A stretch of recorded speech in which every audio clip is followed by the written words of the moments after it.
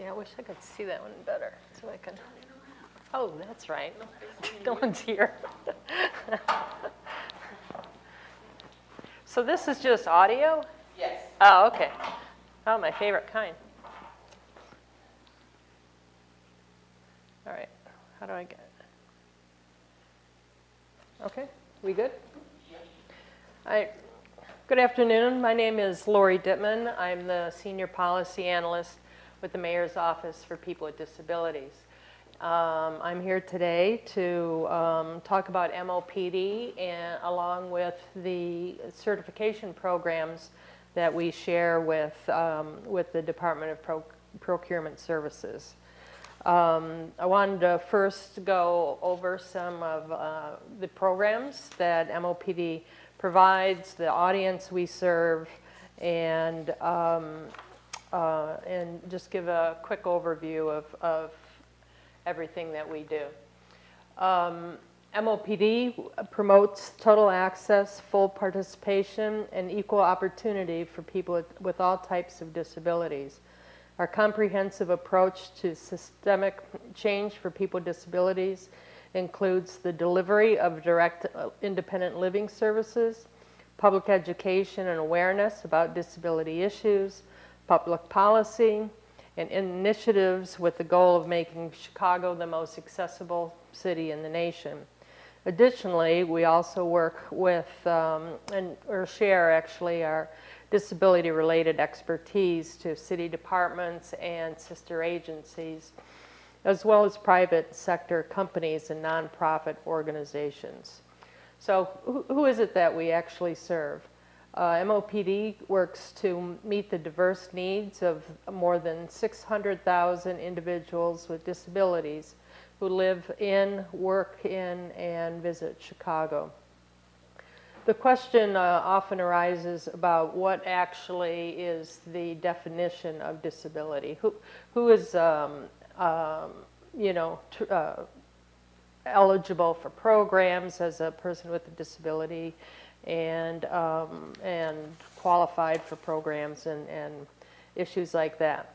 MOPD uses and relies on the ADA definition of disability, which is a physical or mental impairment that substantially limits one or more major life activity, a record of such impairment, or the third part is being regarded as having such impairments. MOPD provides a number of programs and services to the disability community, and I just wanted today to go over briefly what those programs are. I think one of our larger units is called Information and Referral. And that's just a general assistance with identifying and accessing online resources. Independent living services include homemaker services, home delivered meals, needs assessments, simple home, in-home adaptive devices, and monthly independent living workshops. These are always very well attended, ways for people to find out just how they can live more independently in their home and remain active. Our employment services readies.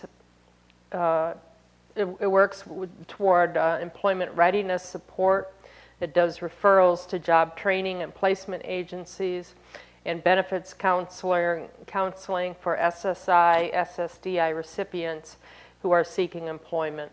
One of the most important parts of this program is the idea that a lot of people with disabilities don't want, they want to seek employment, but don't because they're afraid of losing their benefits. Our program that works with SSI and SSDI recipients is really an important information and training to show how people can go to work while retaining their supports. So that's a very popular and much needed program. We also do training. We do disability awareness and etiquette training, independent living skills, communication access, and disability rights and codes, meaning that we provide information. There's a number of disability-related laws and regulations out there, and we do training to help people become more informed about what their rights are. Architectural services, this unit does accessibility plan reviews, technical assistance, and information about federal, state, and local accessibility codes and laws. I would say one of our most in-demand programs is the HomeMod program. The HomeMod program gives up to $10,000 grants to people who want to make their homes, or it can be apartments, or it can be a rental apartment, it can be a condo, that they want to make more accessible. This program is for people who are 59 or younger. Some of the modifications that we do in their homes is lower kitchen counters, cabinets, install roll-in showers, install exterior ramps, vertical platform lifts, and internal lifts. We also have quite a number of youth programs. We have a program where we go into CPS schools and provide information about substance abuse, which unfortunately tends to be prevalent among the deaf and hard of hearing community. We also have employment programs that address employment readiness programs for students with disabilities, and those include youth mentoring, job shadowing, internships, and referrals to transition services. My job at MOPD is public policy. I do all the policy and legislative work for the department. As the legislative liaison, I work with the mayor's office at the federal, state, and local level on legislation that is related to disability issues. So in that role, I'll make recommendations to the mayor's office on what our positions should be regarding disability-related bills and ordinances. I also work a lot with other community groups and other city departments on transportation issues, pedestrian safety, and I do a lot on emergency preparedness. That work being with OEMC, Office of Emergency Management and Communication, the city department, and we work on ensuring that the city's emergency planning is very inclusive of the people with disabilities. I've also worked on special initiatives. The mayor's task force on literacy was a task force we finished up about a year ago, and the goal was to really close the gap between the literacy levels between the disability community, or people with disabilities, and people without disabilities. That's a 40% gap that we are working with CPS to address. We've also just recently completed the mayor's task force on employment and economic opportunities for people with disabilities.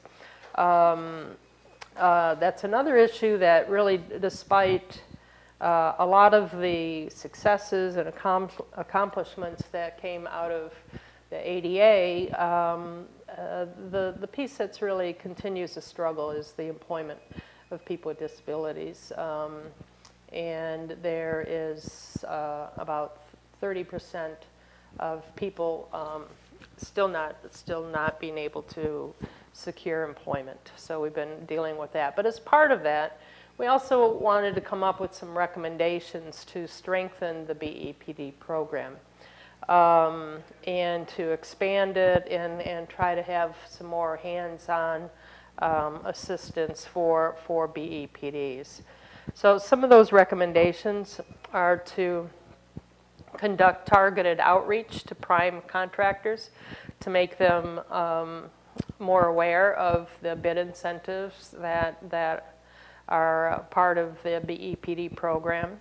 We want to encourage the City of Chicago city agencies to also adopt the BEPD certification so through their procurement program, BEPDs could have a wider variety of potential bidding opportunities. We want to encourage BEPDs to become concessionaires at O'Hare, Midway, Navy Pier, and McCormick Place, and we'll be doing some work to try to address that. We also want to increase our collaboration with the state of Illinois, Cook County, and other certifying agencies to develop a reciprocal agreement with the city's BEPDs, meaning that other agencies would adopt or recognize the BEPD program, because often, other programs don't include certification programs for businesses owned by people with disabilities. And finally, we also want to encourage existing BEPDs and other entrepreneurs to complete the Small Biz Startup Certification Program. This is a 9-course program that results in a certificate that can increase the credibility and visibility of the business. So that gives you an overview of the work that MOPD does. What we are also will be, along with procurement services, be promoting future events and with other workshops, and I think through our recommendations from the task force have more opportunities to engage with BEPDs. So I want to thank you for this time to let you know about the work that MOPD does, and I am happy to answer any questions you may have. I can be reached at 312-744-4495. That's MOPD, or Department of Procurement Services can be reached at 312-744-4900. Thank you very much.